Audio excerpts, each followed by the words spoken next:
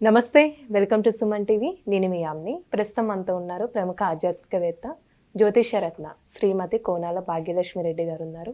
అమ్మతో మాట్లాడి మనకున్న సందేహాల గురించి అడిగి తెలుసుకుందాం. నమస్తే అమ్మ. నమస్తే అమ్మా.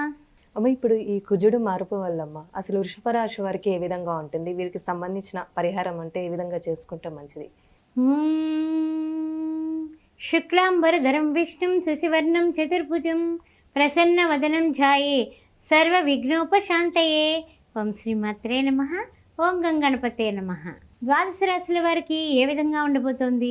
మిథునంలోకి కుజ భగవానుడు వెళుతున్నాడు అనే విషయాన్ని ఇప్పుడు మనం తెలుసుకుందాం. మరి ఆగస్టు 26వ తారీఖు కృష్ణాష్టమి. ఈవేళ కుజుడు ద్వితీయంలోకి మారుతున్నాడు మన వృషభ రాశి వారికి.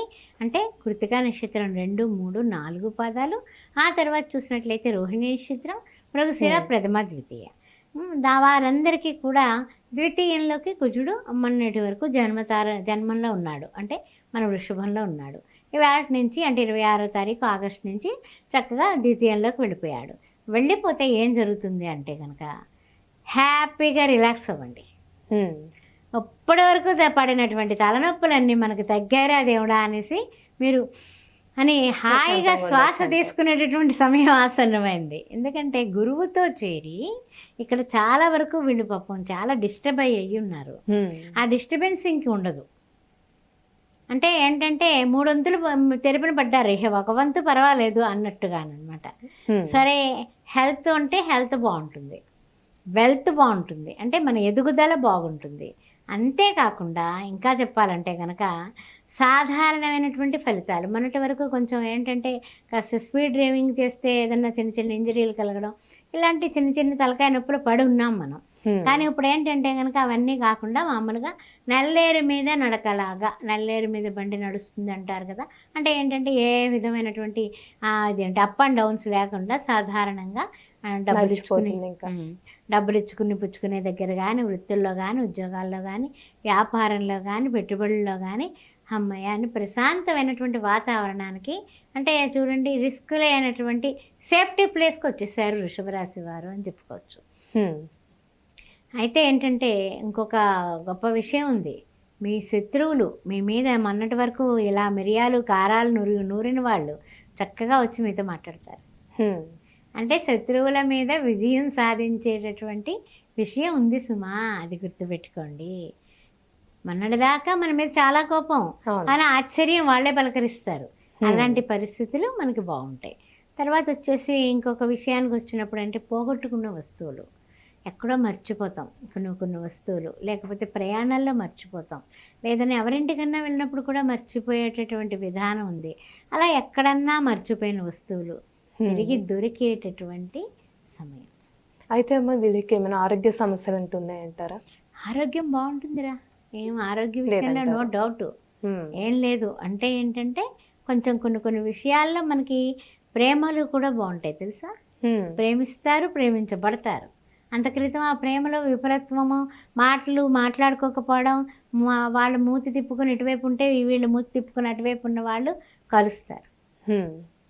మొన్నటిదాకా ఒక ఎత్తు, ఇప్పుడు మారుతుంది, మీ పరిస్థితి మారుతుంది. అంతేకాకుండా కష్టాలు తగ్గుతాయి, కష్టాలు తీరిపోతాయి, ఇప్పుడు సుఖాలు వస్తాయి అన్నమాట. అందుకే అంటూ ఉంటారు కదా, ఏంటో నా జాతకం ఏమిటో తెలియట్లేదు, నాకు అన్ని కష్టాలే అనేది మామూలుగా జన బాహుళ్యంలో వాడుక భాషలో పదం. అలాంటిది వీళ్ళకి అమ్మాయ ఏం ప్రశాంతంగా ఇలా ఉంటే చాలు అని అనుకునేటటువంటి మంచి పరిస్థితి. అయితే ఇప్పుడు వ్యాపారస్తులకి ఆర్థికంగా చూసుకున్నట్లయితే ఏ విధంగా ఉంటుంది? ఏమైనా కొత్త వ్యాపారం చేయాలంటే చేయొచ్చు అంటారా? వ్యాపారస్తులు కొత్త నిర్ణయాలు తీసుకోవడానికి కూడా మంచి సమయమే. 56 రోజులు మీరు అద్భుతాలు సాధిస్తారు. ఇంకంతకన్నా ఏం చెప్పాలి చెప్పండి. వ్యాపారస్తులకు కానీ, ఉద్యోగస్తులకు కానీ, తర్వాత ఏమన్నా చిన్న వృత్తుల్లో ఉన్న వాళ్ళకి, ఆ తర్వాత పాత్రికేయ మిత్రులకి, సినీ టీవీ కళాకారులకి, మాధ్యమాల్లో పనిచేసే వాళ్ళకి అందరికీ కూడా, కొంచెం రియల్ ఎస్టేట్ రంగం వాళ్ళకి, ఆ తర్వాత ఏంటంటే వడ్డీ వ్యాపారం ఇలాంటి వాళ్ళు చేస్తూ ఉంటారు కదా, రాని బాకీలు పట్టుకొచ్చి వాళ్ళు ఏదో రకంగా అసలన్నా ఇస్తామయ్యా అని వాళ్ళే దారికి వస్తారు. అంత మంచి పరిస్థితి మనకి వస్తుంది అనమాట. అయితే ఇప్పుడు కోర్టు సమస్యలు ఉన్న వాళ్ళకి ఎలా ఉంటుంది అసలు? 56 రోజుల్లోనే కూడా ఈ కోర్టు సమస్యలు అనేవి కొలుక్కొస్తాయి. ఆ తర్వాత ఏంటంటే ఇంకొక ముఖ్యమైన విషయం, కొన్ని కొన్ని విషయాలు మనకి ఏంటి ఇంత అద్భుతం జరిగిందేంటి అని ఆశ్చర్యపోయేలా జరుగుతాయి. అద్భుతాలు జరుగుతాయి. అంటే అది పెళ్లి వ్యవహారాల్లో అయ్యుండొచ్చు, ప్రేమ వ్యవహారాల్లో అయ్యుండొచ్చు, లేదా ఏదైనా సరే మనము అంటే ఇదివరకు మనం ఇచ్చినటువంటి డబ్బు వాడికి తిరిగి ఇవ్వడు అనుకుంటాం కదా, ఇంకెవ్వడు వదిలేసిన బాకీ అంటాం కదా, వాడు తెచ్చి ఇవ్వచ్చు. అయితే అమ్మ ఎలాంటి పరిహారం చేస్తే మంచిది వీళ్ళకి అసలు? తప్పనిసరిగా రెమెడీస్ విషయంలో వచ్చినట్లయితే, పరిహారానికి వెళ్ళినట్లయితే, ద్వితీయంలో కుజుడు కాబట్టి వాక్కు స్థానం అది ముఖ్యంగా మన వృషభం వారికి. ఆ తర్వాత అక్కడ కుటుంబం కూడా ఉంది. అందువలన అన్ని రకాలుగానే కూడా మన అభివృద్ధి అంతా కూడా ద్వితీయంలోనే ఉంది కాబట్టి, విద్య కూడా ఉంది కాబట్టి, ఈ చదువుకునే వాళ్ళకి కానీ, ఉద్యోగస్తులు కానీ, ఏ రంగంలో ఉన్నప్పటికీ కూడా మీరు చేయాల్సింది ఒక్కటే, సుబ్రహ్మణ్యం సుబ్రహ్మణ్యం షణ్ముఖనాథ సుబ్రహ్మణ్యం సుబ్రహ్మణ్యం సుబ్రహ్మణ్యం వల్లీనాథ సుబ్రహ్మణ్యం.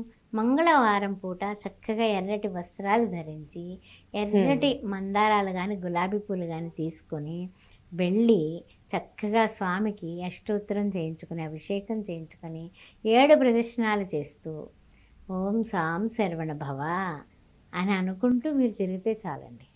మంచి పరిహారం తెలియజేస్తారమ్మా. ధన్యవాదాలు. శ్రీమాత్రే నమః.